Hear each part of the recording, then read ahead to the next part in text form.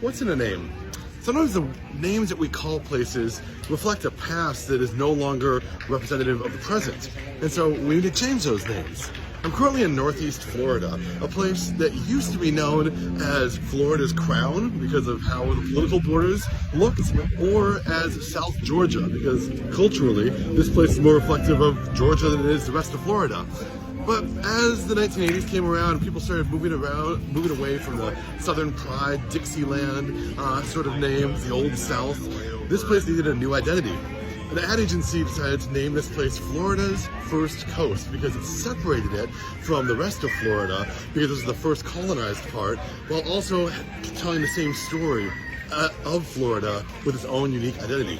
Of course, it wasn't true. Indigenous Floridians have been here for 4,000 years, but the name stuck. This ad campaign was wildly successful, and now even the local news calls themselves the First Coast News Station.